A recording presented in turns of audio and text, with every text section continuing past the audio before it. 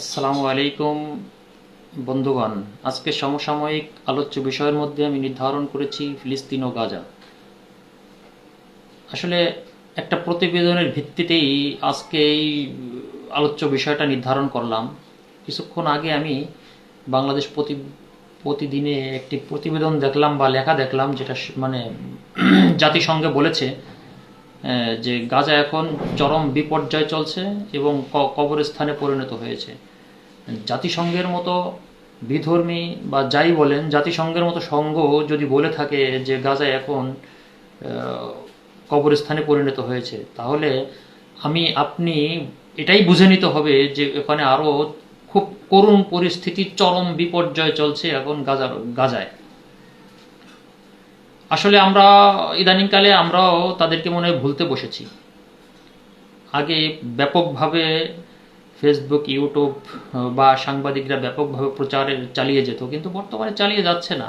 মনে হয় আমরা এটা মেনেই নিয়েছি যে ভাগ্যের নির্মম পরিহাস। আসলে বন্ধুগণ, এই পরিস্থিতি তো হওয়ার কথা ছিল না। মানে তারা একতরফাভাবে আক্রমণ চালিয়ে প্রায় 8 থেকে 10 হাজার মানুষকে নিধন করলো।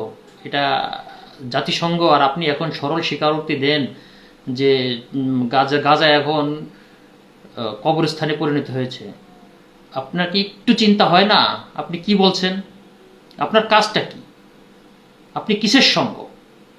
আপনি এই চরম বিপর্যয় চলছে গাজায় আর আপনি এইভাবে কথা বলছেন। তাহলে আপনার যে কাজটা ছিল, আপনি যে ব্যর্থ হয়েছেন, এটা কি আপনি বুঝতে পারছেন? তাহলে বন্ধুগণ, আমি আরও বলবো যে গাজার যে বীভৎস চেহারা, মাঝে মাঝে আমিও চ্যালেঞ্জ করে বলতে পারি আপনাকেও, আপনি একটা ভিডিও মনে সম্পূর্ণ দেখতে পারবেন না, আমি কখনো পারিনি।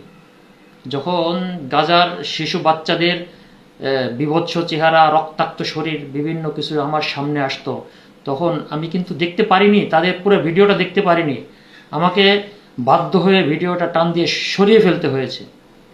আমিও চ্যালেঞ্জ করবো, আপনিও মনে পারবেন না এটা দেখতে। তো এই পর্যায়ে যদি এই অবস্থা হয়, তাহলে গাজার কি পরিস্থিতি আপনি বুঝতে পারছি। এখন আরও খুব করুণ অবস্থা তাদের। তাই নাই তাদের খাওয়ার কোনো ব্যবস্থা, নাই তাদের শীত বস্ত্র, না আছে তাদের মাথা গোঁজার ঠাঁই। যে কয়জন মানুষই এখন বেঁচে আছে, তাদের দৃষ্টি আপনি ভুল করেছেন। এখন আপনাদের প্রতি আরও উদাত্ত আহ্বান জানাই, যারা যারা আছেন তাদেরকেও একটু সহানুভূতির দৃষ্টিতে আপনারা তাকান। আমাদের তো কিছু করার নেই দোয়া করা ছাড়া দূর থেকে।